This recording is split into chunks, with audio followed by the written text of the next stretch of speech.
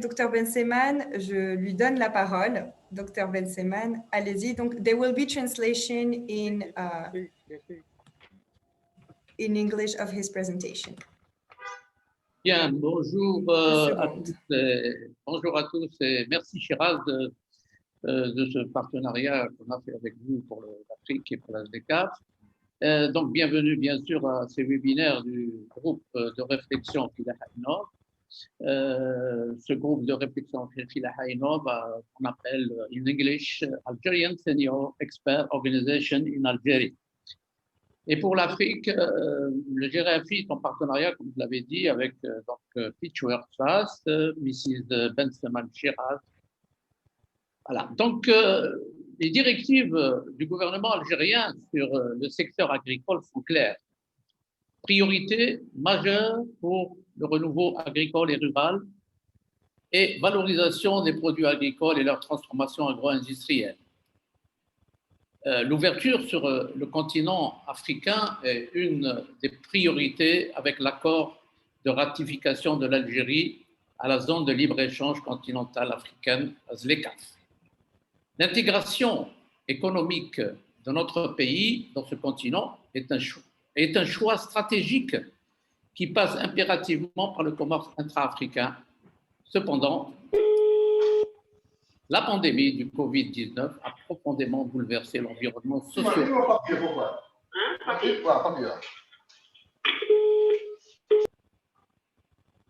Vous m'entendez là?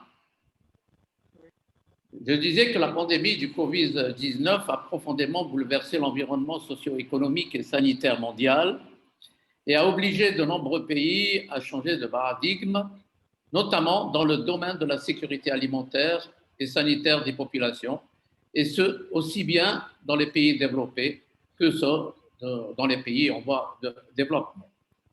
Dans ce contexte, la tendance qui se dessine pour l'avenir est d'aller d'une part vers plus d'autonomie alimentaire, voire d'autosuffisance, et aussi de souveraineté alimentaire. D'autre part, il y a lieu de promouvoir et d'encourager une plus grande autosuffisance alimentaire au niveau régional, car il est utopique et illusoire de vouloir le faire qu'au niveau national.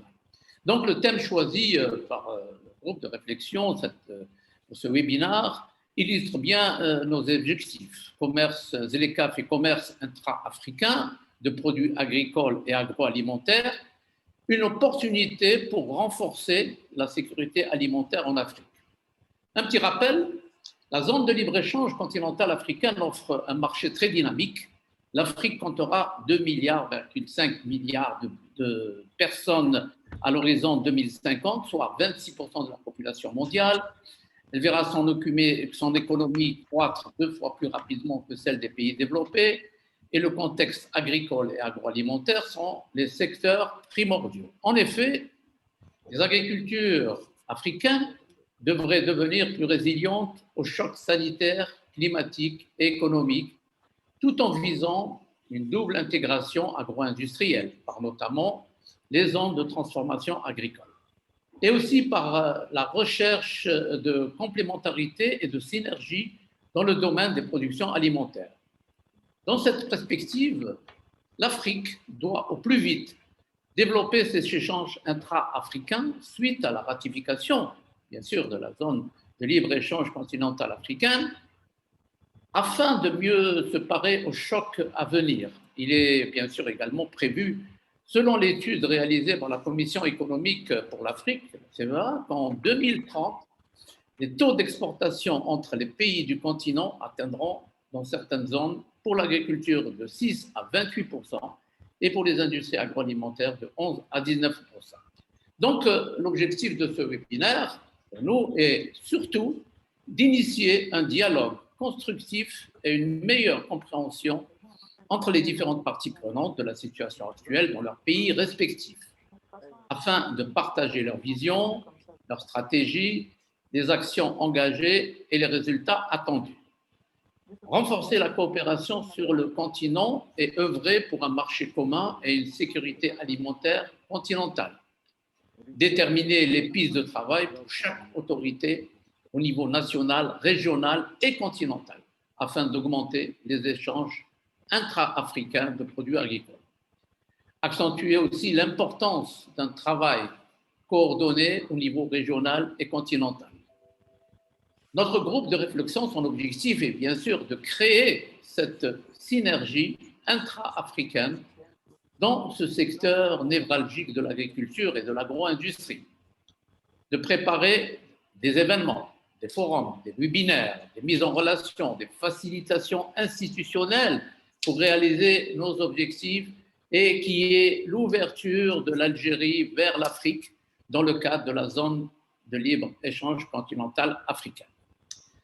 D'ailleurs, nous avons quelques événements qui se préparent dans ce sens, tels que Africa AgroFood, qui est prévu au mois de mai en visioconférence, mais nous allons en parler à la fin, et le CIPSA Filaha au mois d'octobre 2021. Et enfin, j'ai le plaisir aussi de vous présenter les membres du groupe de réflexion Filaha Innov qui interviennent aujourd'hui à ce webinaire en tant que panéliste, M. Idir Baïs, qui est agroéconomiste, expert conseiller, ancien cadre du ministère de l'Agriculture et du Développement rural. Et parmi les intervenants dans les débats, M. Brahim Zitouni, analyste, politologue, expert aussi dans la transformation de la date dans sa société Oasis, et Dr Mohamed Bouchentouf, spécialiste en agroécologie, environnement et développement durable, et aussi le gérant de la ferme agroécologique de Timim. Nous avons aussi M. Ali Bey Nasri, qui est président de l'Anexal et qui est président de l'Association algérienne des exportateurs, et lui-même est un spécialiste de l'Afrique.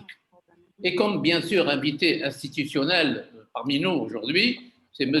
Boucha Abdelaziz, sous-directeur de la grande zone arabe de libre-échange et de l'Union africaine du ministère du Commerce.